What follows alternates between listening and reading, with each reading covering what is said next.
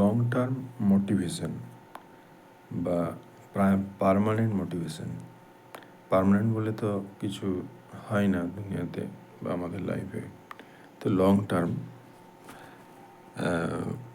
Inspiration কীভাবে আমরা long টার্মের জন্য উদ্বুদ্ধ বা উৎসাহিত হতে পারি।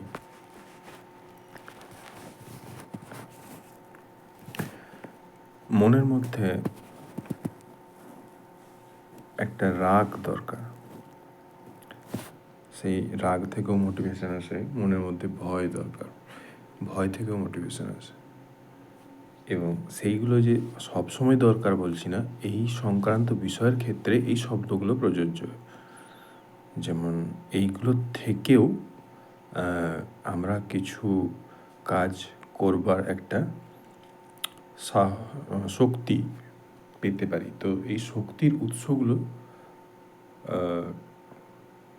কোথায়, আমি সেইটা যেটা বুঝেছি সেটা বলছি। তো কোনো প্রসঙ্গে হয়তো কারোর কোনো ব্যক্তিগত কোনো পরিস্থিতির উপর একটা রাগ থেকে আমাদের একটা খুব পজিটিভ একটা এনার্জি বা কিছু করবার একটা এনার্জি জেগে উঠতে পারে। এছাড়াও ভয় থেকে কিছু হারানোর ভয়, কিছু কারোর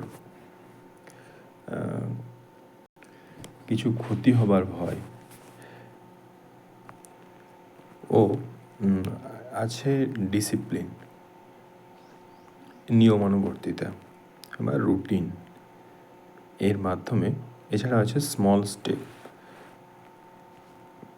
এইগুলোর মাধ্যমে আমরা একটা কাজ করবার শক্তি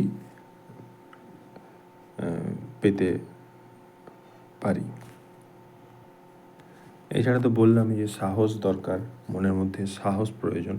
এবং এইটা কোনো একবারের ব্যাপার নয়। কোনো এখনকার যে একটা কালচার বা ট্রেন্ড উঠেছে মোবাইলে, মোটিভেশনাল ভিডিও বা ইন্সপিরেশনাল ভিডিও দেখে সেই তার একটা যে এনার্জি থাকে, সেই এনার্জিকে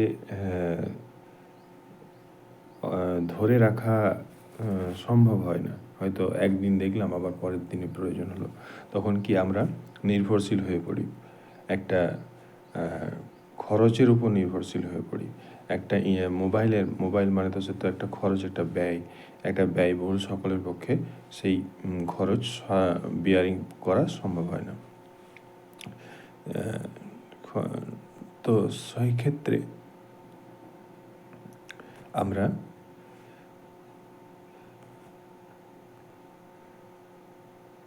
একটা কন্টিনিউয়াস প্রসেস, এটা যে একবার এগুলো রিপিটেডলি আমাদের যে মাইন্ডসেট, গ্রুপ অফ থটস, এগুলোর মাধ্যমে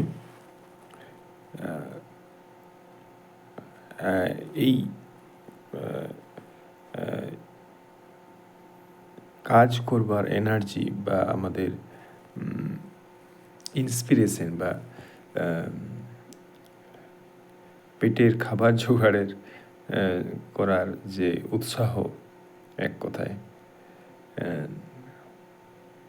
বা খাবার, আত্মসম্মান, রোজগার, এই সব কিছুই পাওয়ার যে মূল্যবোধ, সমাজে মূল্যবোধ তৈরি, এইগুলোর করবার যে অনুপ্রেরণা বা শক্তি, সেইগুলো এর মাধ্যমে পাওয়া যায়। কী হলো? সাহস। এই কিছু আবেগ, এই আবেগগুলোর নাম কি? সাহস, রাগ। মনের মধ্যে কিছু রাগ দরকার, যে সেই রাগ থেকে আমরা কিছু করতে পারি। সাহস দরকার। সাহস মানে কি? হয়তো করবার একটা যে জেদ, মানে একটা জেদ ঠিক বলবো না, সাহস মানে হলো ভয়ের বিপরীত, তাই তো? সাহস কিছু একটা পাওয়ার আশা, কিছু একটা পাবার আনন্দ, সেই থেকেও আমরা কাজ করতে উৎসাহ পাই। যেমন টাকা পাওয়ার আনন্দ, কিছু মানুষের সমাজে একটা পরিচয় পাওয়ার একটা যে আনন্দ, কিছু প্রাপ্তির আনন্দ, এবং কি আছে ভয়, কিসের, যেমন হারানোর ভয়। যেমন আমি আজকে যাই করি না কেন, আমি হয়তো ভ্যান চালাই বা রিক্সা চালাই, যাই করি, তো আমার দিনের শেষে যদি রোজগার 50 টাকা হয় বা 100 টাকা হয় বা 10 টাকা হয়, তখন সেই 10 টাকাতে আমি হয়তো সামান্যই কিছুই করতে পারছি, হয়তো যা পারছি তার যথেষ্ট নয়, কিন্তু সেই 10 টাকাটাও যদি না হয় আমার ক্ষেত্রে, সেটা আমার পক্ষে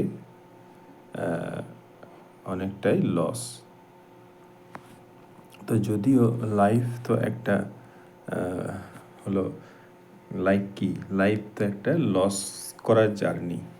কারণ কি, আমরা তো জীবনে সবসময় হারানোর স্বাদটাই বেশি, ব্যথাটাই বেশি পেতে অভ্যস্ত।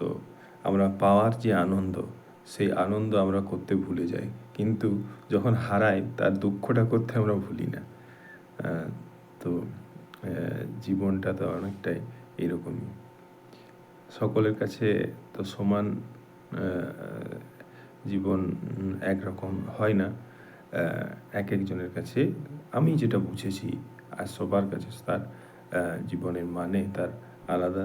অনেকের মেন্টর থাকে, পরামর্শদাতা থাকে, আমার কোনো পরামর্শদাতা নেই, আমি নিজে পরামর্শদাতা, এবং প্রয়োজন হলে অন্যের পরামর্শ নিই, কিন্তু সেভাবে আমার জীবনের বিশেষ কোনো অভিভাবক বলতে হয়তো বাবা মা আছে, কিন্তু নিজের পরামর্শদাতা বলতে জীবনে কি করব না, সেক্ষেত্রে ডিসিশন আমাকে বা আমার মতো ছেলেদেরকে, মধ্যবিত্ত ঘরে, গরিব মধ্যবিত্ত পরিবারের যারা ছেলে আছে, তাদের নিজেদেরকে নিতে হয়। বা এইটা গরিব মধ্যবিত্ত দিয়ে শ্রেণীবিভাগ করলেও যে কোনো বড় লোকদের ঘর ইয়েতেও হতে পারে, এবং কোন সিচুয়েশানে সেটা বলছি না। তো এইটা একটা পরিস্থিতি আমার, আমি অন্যের সিচুয়েশান তো আমি জানি না, আমি নিজের সিচুয়েশানটা যা জানি বুঝি, সেই সিচুয়েশানে আমি আমার যেটা সমাধান, সেই সমাধান নিয়েই আমি বলতে পারবো।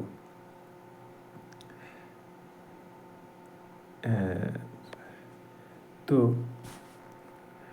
কিছু নেগেটিভ চিন্তা আছে, কিছু যে চিন্তাগুলো আমাদেরকে ক্রমাগত যতবার ভাবি ততবারই আমাদের মনে দুঃখ দেয়, ততবারই আমাদের একটা ব্যাড ফিলিংস, একটা খারাপ একটা আবেগ তৈরি করে, যেটা ঋণাত্মক আবেগ তৈরি করে, যেটা আমরা চাই না। এবং আমাদের মনের মধ্যে কি, আমরা সবসময় কথা বলছি, তাই তো, মনের মধ্যে কথা বলছি, এবং আমরা